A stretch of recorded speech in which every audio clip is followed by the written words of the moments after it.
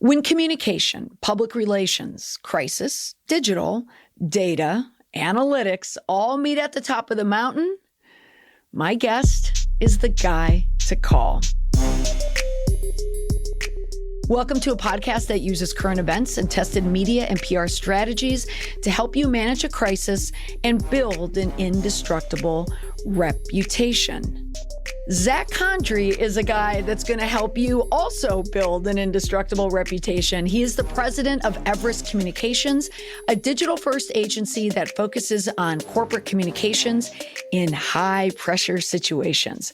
So regardless of the challenge, Zack and his team, they specialize in developing and executing digital communication strategies to help organizations tackle the critical issues and public affairs issues or major crises, regulatory obstacles, and a lot of those reputation management challenges. Now, Zack, he's my kind of people because his agency is cutting edge. It's where PR and reputation and data all happen in the same place.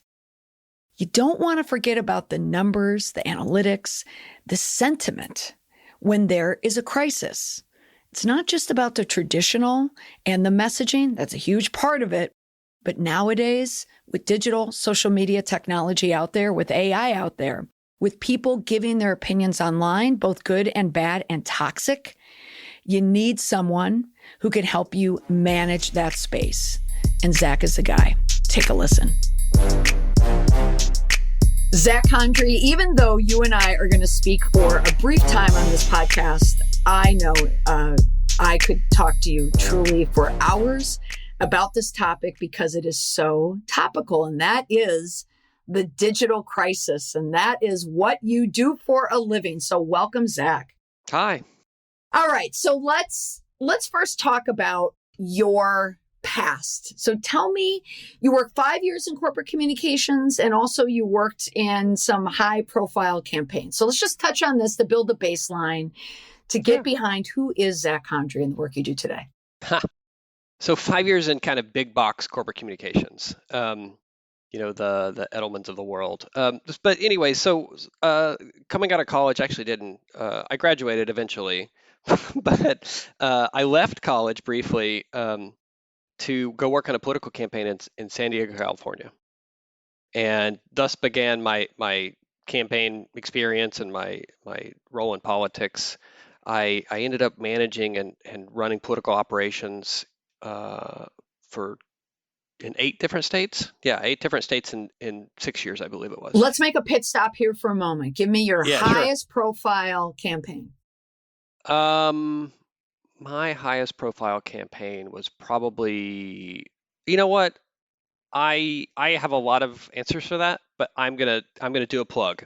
Okay. So my very good friend Kevin Faulconer is running for governor of California right now, in the recall. And so in 2005, when I left college, he was the campaign I worked for in 2005. He was running for city council of San Diego. Okay. We won that race. I actually met my wife on that race. I picked up my wife's phone number on a Kevin Faulconer for City Council sticker. Kevin then became mayor. He was incredibly successful and well regarded as mayor of San Diego, which is obviously a huge city. And now he's running against Gavin Newsom for governor. So I don't know that a city council race in San Diego is my most high profile, but I love Kevin dearly, and he is very relevant right now. So you can't get any more relevant, I don't think, when it comes to politics and races right now in California. But you also worked on another campaign, or I don't know if it was a campaign or if you actually worked for the staff of the other side of the country here over in New Jersey when they had some hiccups. Yeah, so I went around the country and I managed these political races as an operative, right? I was like a 1099. They didn't even do W-2s back then. But anyway, so in 2010, I began working for this political digital firm, a digital consultancy called the Prosper Group. Still around, great firm. And my most notable candidate was Governor Chris Christie, and worked on his race in 2013, which is notably known as the Bridgegate election. Mm-hmm. So total smooth sailing there. Nothing happened. No big deal at all. No big deal. So it's the Bridgegate campaign, not the George Washington Bridge lane closure scandal campaign. They had to condense it, package it better. We didn't have a nickname for it. It was the oh crap campaign. But luckily the governor's side handled most of that, and I was on the campaign side, so that was fine. But let me ask you, the reason why I bring that up is because, so that, and let's call it a scandal. I mean, that's certainly what it was.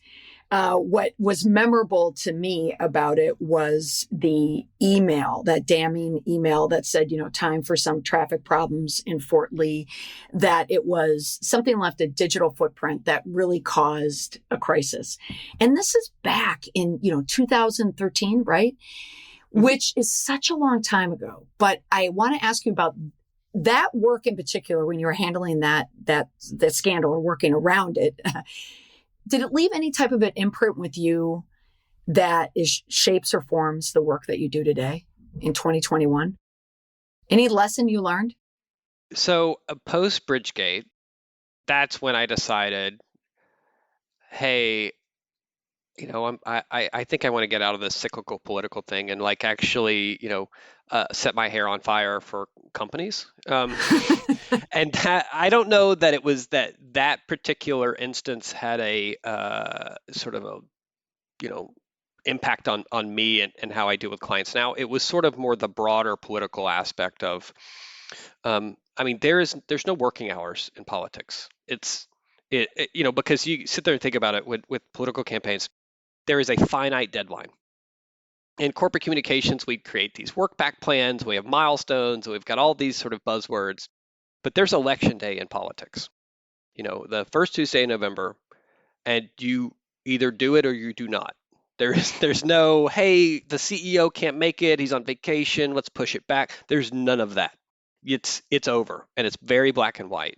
And so I think that kind of macro aspect of politics really affects how I deal with clients and how I do work now. What do you think if Bridgegate happened today? So let's say Chris Christie's in office. Okay. The email comes out from his deputy chief of staff, time for some traffic problems. Knowing the pattern, the usage of Twitter, let's just put it on a platform. Let's put it on Twitter. Do you think the outcome would have been a little bit different? Would Chris Christie been able to skate how he did if that happened in 2021 in the digital environment that we have now, if he was dealing with more of a digital crisis? I mean, let's get the hypothetical correct. So if it's in 2021, right? Basically today, let's say today. Yeah. I think it wouldn't have been nearly as big of a deal because it would have moved much faster and hotter. Oh, it would have burned hotter, but it would have been quicker. It would have moved through quicker. Right, because technically Twitter was around, but it wasn't the Twitter and Facebook of now. Today. Yes. And there's the news cycles and sort of those little micro Twitter cycles are so quick. People just move on. Boom, move on. Boom, move on. And so I think it would have been a bad week. I think the operational outcomes probably would have been the same. But in terms of communications and reputational fallout, I think it would have been significantly less. Interesting. Okay, then define a digital crisis for us right now. So, to me, a digital crisis is no different than a traditional crisis in 2021 of, if there is a corporate crisis or individual or political candidate or what have you, it's going to happen on digital.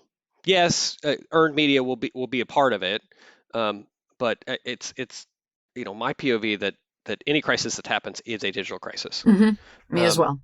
And to me, a crisis, and I'm sure we'll get into this later, but people they talk up the word crisis way too much. I want to stop using that word, to be honest, because a crisis is something, in my opinion, is something that threatens a company's license to do business.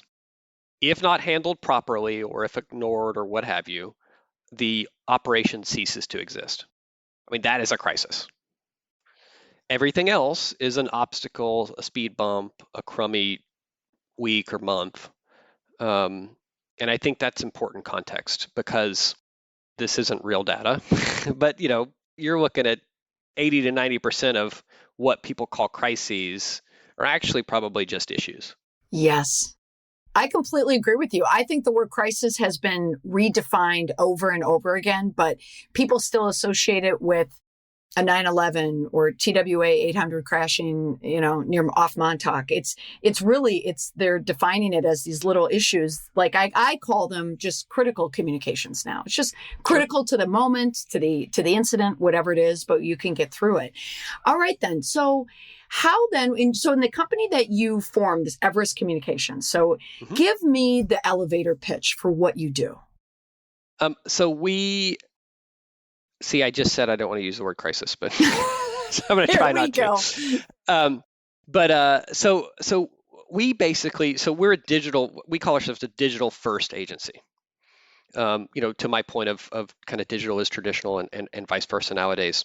We're a digital first agency. So what we like to do is we help companies understand their reputational issues and help them work through them.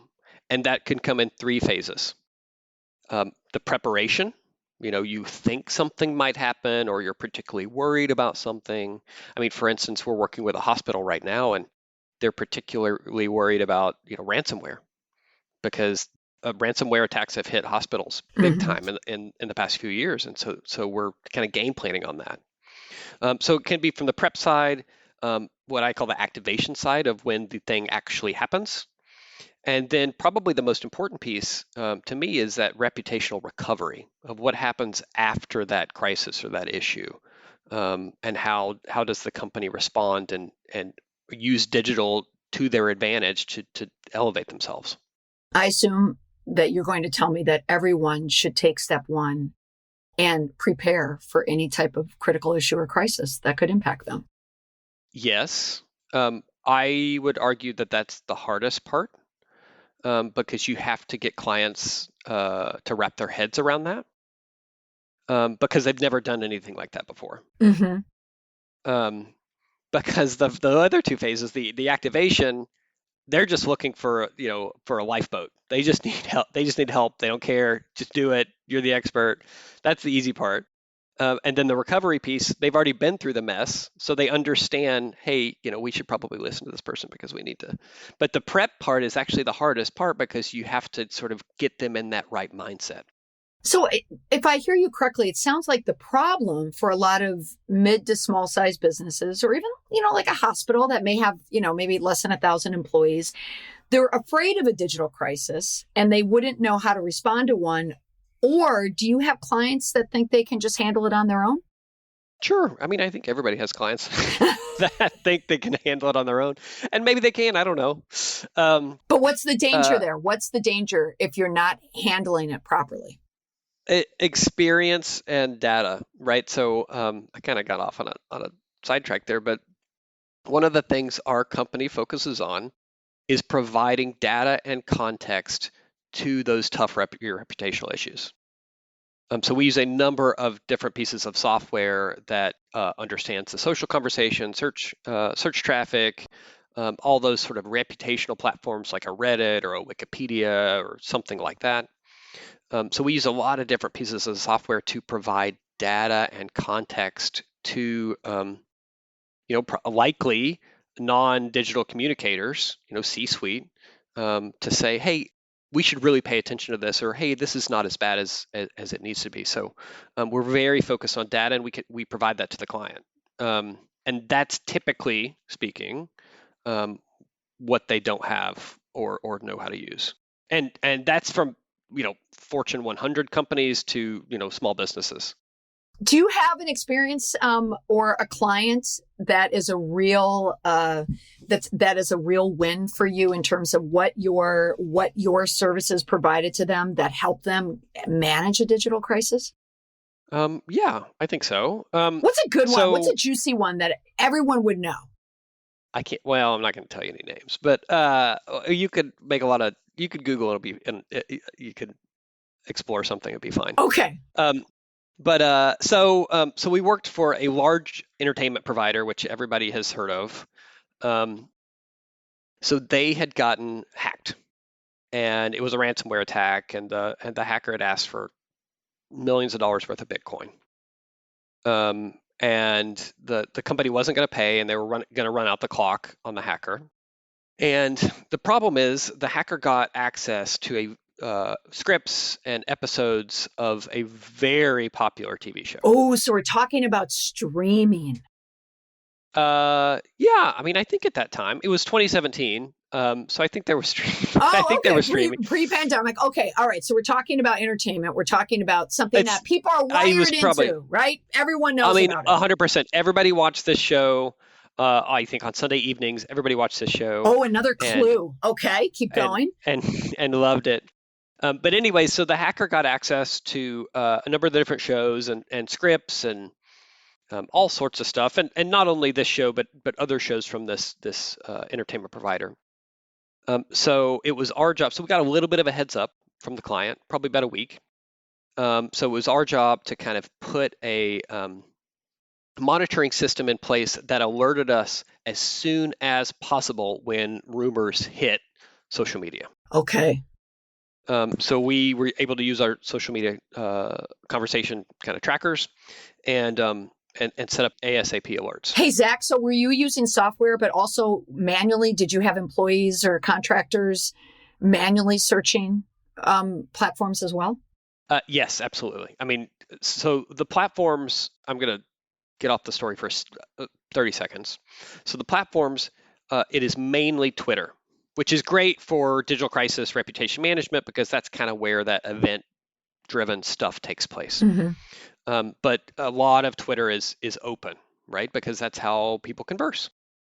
Whereas LinkedIn, Instagram, Facebook, those other sort of main socials are much more private. So you're going to see a lot more dark social. So we set up ASAP alerts for Twitter and then manually search on those other platforms. Can you explain dark social? Yeah. So I assume your Facebook profile isn't open to the entire world where they can see your friends and your posts and everything. So you're posting behind a privacy wall, mm-hmm. Which is what someone like me can't see. Mm-hmm. So I can't see that you posted about some article and you're really angry about XYZ. Only your friends can, and maybe a select portion of your friends. I don't know. Right. But that's kind of what we're talking about when we say dark social. When I hear social, dark social, to me it sounds dark, not moms bragging about their kids. Right? Or I guess that could go dark. But okay, so back to our Sunday evening event. You're monitoring online, you're monitoring all over social, you're using software, using manual. So what happens next? So it hits. So there is an article in a trade publication, and we kind of knew it was coming, but it hits, and it's like a SEO bonanza, right? So popular TV show plus ransomware plus hack and all these things combined into one. I mean, it's like clickbait heaven for a reporter. Right. And so in that week prior, we had come up with some external statements, what a external website looks like.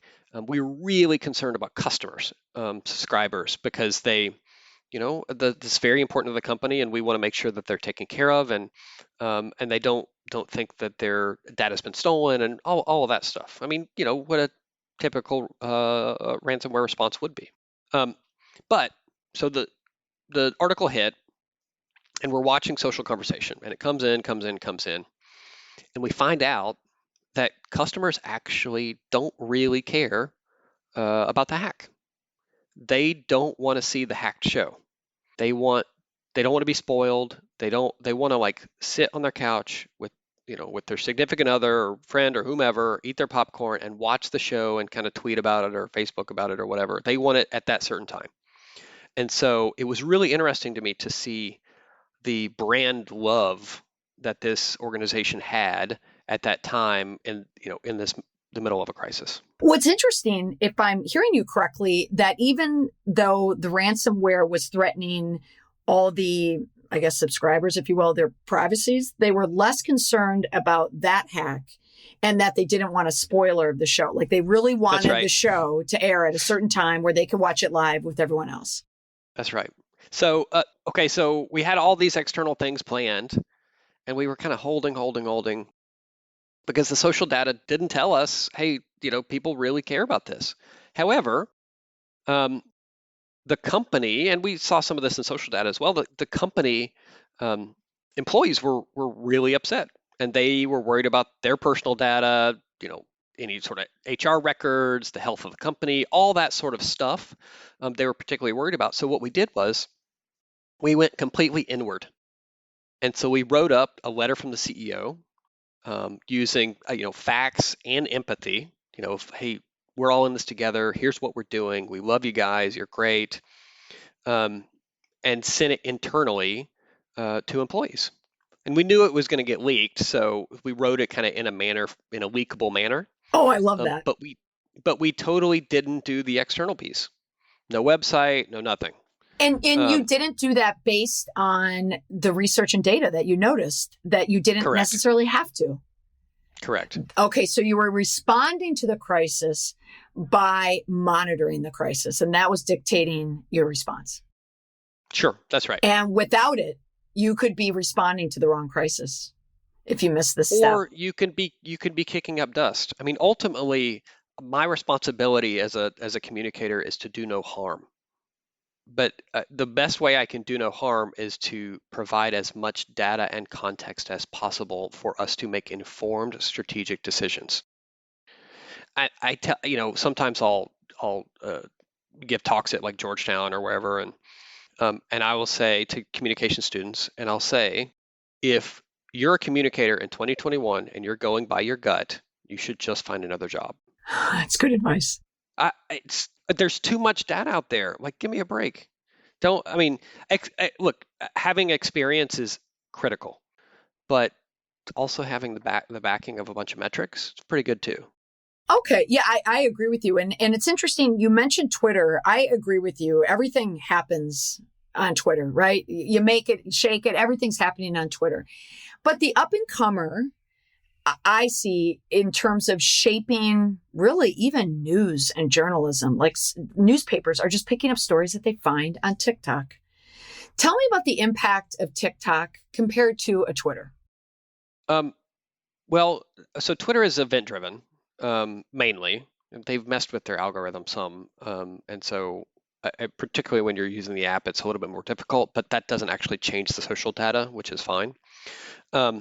But Twitter is still more event driven. That's where journalists talk. That's where these sort of key public influencers talk. TikTok is kind of more the Wild West masses. And so you're going to get a lot more sort of viral nature on TikTok and a lot more emotion, right? You're not seeing a lot of video or straight to camera type stuff on Twitter. Maybe from TikTok over to Twitter, but you're not going to see any sort of original content in that regard on Twitter. So I think TikTok is very dangerous. Why? Tell me why. It's because it's just so widely used, and it's so emotional, and it's so algorithmic that things can just spread and go crazy. Yeah, it sounds like, am I putting more weight on TikTok than you are? I'm thinking of like when Trump was really out strategized by all the, I think it's the BTK. Now I'm sounding like a Gen Xer trying to talk about Gen Z world, but BTK stands or whatever, who they bought up all the tickets when he had his campaign. Oh my gosh, was it in Omaha? Like that was a movement. Like that was an absolute groundswell that happened on TikTok. And I think there's something to be said about Gen Z. Like I think that is a powerful, powerful generation. But Gen Z, I don't find them to be the Twitter culture, right? Like, so you're going to get your journalists, you're going to get your movers and your shakers there, but there's something happening on TikTok. So here's my response to that. Where did the whole TikTok ticket buying conversation actually take place? Are you going to tell me it's not? Oh, it's Twitter? Well, so it happened via TikTok, but the news actually spread from major publications, it spread off of Twitter. So I think of Twitter as sort of a special entity of very event-driven, very now. And TikTok, I'm going to lump in with sort of the Facebook and Instagrams of the world of much more emotional, much more kind of a slower pickup, however, much more kind of longer lasting. Because you're going to get a lot of anecdotes, you're going to get a lot of personal stories, you're going to get a lot of visuals. With Twitter, it's I know fake news used to be a hashtag, but Yeah. you're gonna get a lot of news, you're gonna get a lot of data, you're gonna get a lot of sort of straight stuff. Whereas on these other platforms, it's going to be much more passionate. Yeah, I would agree with you there because the TikTok, it was K-pop stans, they're the ones who, sank that rally. I mean, really, they were digitally bested. It's never going to happen again, but they were absolutely. Oh, I wouldn't put. I don't know. I mean, it might happen again. Well, I mean, there are some campaigns that are absolutely horrible at digital. Yeah, well, they're horrible at digital, but I think, don't you think some campaigns are putting provisions into place to kind of prevent that kind of, K-pop, stance thing from happening again? But you're absolutely right about when it lands on Twitter, it lands harder. More people see it. It leaves, more of an impact there. So tell me about the life cycle, in your opinion, of a digital crisis. What happens? So let's even use the Tulsa, when the teens tanked the Tulsa rally. It happens on Twitter, but you're saying that's not really where the bang is. So what's the life cycle of a digital crisis? I mean, it just depends. So to me, there's three kinds of digital crises generally, but digital as well. And shout out to Dan Weber at Edelman DC who came up with this. But I'm stealing it, Dan. So there's three kinds of crises, right? So there's event driven, which is something like that, which it peaks really, really high and then just floats down. Okay. There is sort of systemic, right? So it kind of looks like a wavelength. And that's kind of going to be your that's going to be your Nike sweatshops. Okay. Kind of something they always have to manage. Could kick up at any time, but they kind of just have to work on it, type of deal. It's hard to pick on Nike there. And then the last one was what I call the Lance Armstrong curve, which is, or FIFA as well, is something that starts as an issue, is not controlled, and then just becomes a massive crisis. So the life cycle of digital crises, or crises generally, are based on those three things. Systemic just sort of sticks around. I mean, it sticks with the company that they have to manage. Lance Armstrong's done. Right. There's no saving his reputation because he didn't manage it. Right. So life cycle of that is, I don't know, forever. Yeah. Well, not only not manage it, but made it worse. When you That's lie, right. that's not managing a crisis. Yeah. And then event driven is pretty quick. It depends on the gravity of the situation. It depends on the societal and political landscape at the time, but can be pretty quick. Okay. So, all right. So there's three, you're giving me three different examples then of what can happen, a timeline of a crisis. So what is the solution? Like, what is the desired outcome that a business can expect if they, let's say they've prepared for one, or even if they haven't, they're managing their digital crisis right now. What are the solutions for someone if they had to manage it on their own, like how they had to start planning it? What would be three things that they could do to help them manage a digital crisis? I would focus on data first and foremost, whatever data you can get your hands on, right? So if you own a business, you have access to, back-end access to your social media accounts. So try to get an understanding of, okay, so this many people normally post on a daily basis on our social media accounts. Okay, so we've had a negative thing happen. It's now been a gross increase in X. The net negative increase is Y, and try to understand kind of the context there, because it might not actually be that big of a deal. Don't feel like the world is caving in on you, because again, data and context is absolutely critical. I think context, just as an aside, is so important, because I think if as a communicator helping someone, whether you're at a firm, or someone like me too, you have to massage that context. I think there's so much fear in the context that you have to give them the actual context when people don't understand how people are conversing about their brand online. There's just so many unknowns. So internally, we'll produce these monitoring reports for crisis clients. And internally, I call them security blankets, because that's really what they are. Oh, yeah. I like that. And I don't think about our main client, the head of communications or general counsel or whatever. I think about the CEO. Oh, do you? And I want our documents and our data to be CEO proof. And for that individual to take that first page of the security blanket, first page of the report, and just be able to read that and understand the context of. Does it need to be CEO proof because communications understands it? Like they're not going to be as fear driven as a CEO. A CEO needs to understand precisely what's happening. Yeah, I mean, generally speaking, marketing people aside, but generally speaking, the higher you go in the C-suite, the more likely they are to spin out. Oh, yes, it's so true. Because if you think about it, I always think about how these things affect people personally. Yes. Of, a communicator, that's kind of part of their deal, right? That was probably in their job description. Literally, it was reputation management or crisis communications or urgent issues or whatever, right? That's in a lot of communications job listings.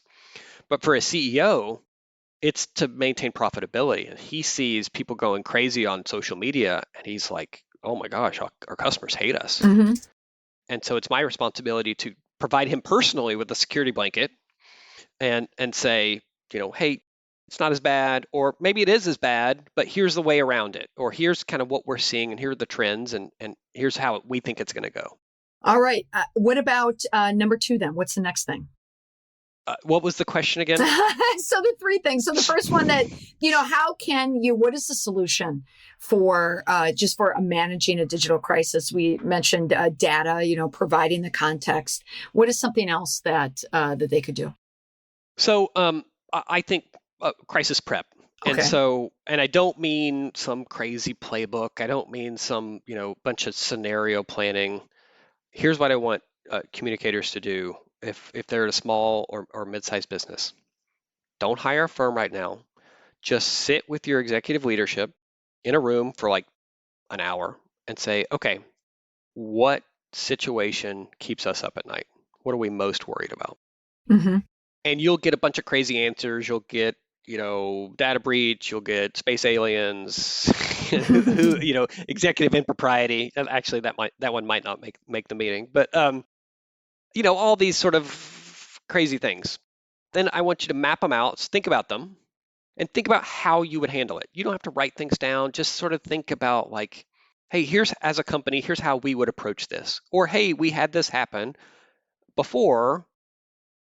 If this was really big, here's how we would approach it. And then map it out in terms of threat versus probability. Mm. Space aliens, hey, maybe it's a major threat. Maybe it's like the movie Independence Day. Probability is highly unlikely. So I don't know that you need to spend a lot of time on that. Mm-hmm. But a data breach, yeah, absolutely. A high probability and could be a high threat. So I would suggest you plan for those. Something like that. And it all varies by company. It quite frankly, it varies by individual. Going back to the personal piece. Oh, absolutely. Yeah. And sit in a room and map that stuff out. And it varies by experience, depth of resources. Yeah, I totally agree. All right. So we have data. We have data. We have the crisis prep. And then what's the third thing that they could do? So I would take into account, I would not discount paid. So have an understanding of what paid would look like during a crisis for you. Because when you have a bunch of grumpy customers, it's all organic. You have the ability to take your customer list, to take your key influencers list, media list, what have you, whatever audiences, and then target paid ads to it. It's absolutely incredible. I mean, for instance, I think about a couple scenarios where John Oliver show. You've obviously seen the John Oliver Mm-hmm. show. I've had many clients lose their minds over being featured on John Oliver. Um, you should watch search traffic during the John Oliver show. It just super spikes and then just fades away. I mean, just like a massive spike and then goes. So what I might suggest is if you're going to be featured on the John Oliver show, get search ads going for a lot of different keywords. Just take over your search ad keywords for like 2 hours and then do reputational response messaging, leading them to whatever page you want, but only during that thin period. And then go back to your marketing. Where are they putting paid ads and what are they saying? So let's say you have a company, John Oliver stands Yep. up in his monologue, mentions it. Where are you putting paid advertising and what's in it? First, I would say search. Okay. So a lot of times what happens with John Oliver is he lets people know about, companies that are doing X, Y, and Z that maybe people haven't heard of. And so people are going to want to go to Google first to search more information of, hey, what the heck's going on with this? Why are they doing this? So they're going to go to Google first to find out more information. Then they're going to go to social media to say X company is bad because of Y. So I would probably go search first, and then if we think it's going to be really big, I'd go to Twitter. I don't know that I would do Twitter ads first and foremost, but definitely, maybe pin a tweet, have some relevant content, organic content, and then if we think it's big enough, go ahead and put paid behind it, because that's the event-driven piece as well. And then I would look to Facebook and making sure you're covered on the back end with your customers. That's a good plan. And you're letting your stakeholders know that you're on it, that you see it, that you understand what's happening. Yeah, I mean, I know I talk a lot about making things less bad, doing no harm, using data, but ultimately, especially on digital, silence is a comment. So you can be quiet and just hope that it rolls off your back, but your stakeholders know and understand what you're doing. They know you're not dumb and you're not in a vacuum. Oh, I have a great way to wrap up everything in a bow right now. We're going to go back to the beginning, Zack. Okay. You are a political operative back in your governor days, and now you're working for the governor of New York, Governor Cuomo. It is the day after the damning AG report about sexual harassment. What is he saying? Anything? Nothing? What would you instruct him to do if you worked on his campaign? Or not campaign, I'm sorry, if you worked with him, if you were in his office or if you were a paid consultant. I mean, at that point, it sort of ceases to be digital, right? Of it's so big that you have to take into account, the criminal aspect of it, and then you have to take into account the individual, right? So in politics, it's very important to remember that the individual matters most. I mean, I can't even tell you how many candidates I've said, look, it's your name on the ballot, do whatever you want. You just pay me to give you advice. I take that sort of like I'm disappointed in you approach. Yeah. And Cuomo decided he was just going to power through, and did he even apologize? I mean, he sort of did this. He did this thing of yeah, I kiss people and I hug them, and I would just tell him to shut up, lay low, and have a written statement. Yeah, I agree. Yeah, not only did he not apologize, he did not even accept responsibility for it. He deflected it and then created a video montage of photographs of him hugging people to show this is what he always does. Because, hey, bada bing, I hug people, I kiss people. This is what we do. That's the political ego for you. Yes. I mean, well, and frankly, social media helps stoke that over the past year and a half. Yes. Yep. But when you get to an issue that big, you got to look at you got to talk to counsel. Right. You got to say, and clearly they didn't talk to counsel, I don't think or maybe they did. Maybe they did, or ignored it. And he didn't listen. Yeah. But when something like that happens, I just let legal lead. I give them the data that they need, and I help them in whatever regard is needed, but I let them lead because I do not want to. Look, I don't want to be deposed, but B, I, I want to keep things as above board and legal and proper as possible. And so you got to let legal drive those sort of things. Right. And clearly they did not. Yeah, clearly. Hey, Zack, as we wrap up, I always want to provide the listeners with an indestructible tip. It's this idea, a thought, some type of instruction that helps them protect their brand and make it somewhat invincible in this, digital environment that we're in. What is an indestructible tip that you could share with any communicator or CEO, someone running a business that wants to build indestructibility online with their reputation? Start now. And I would take your key stakeholders, customers, opinion leaders, media, whomever is your key stakeholders, and I'd think about what a reputation building paid plan looks like, paid digital. Paid. And I would do it. I would do it now.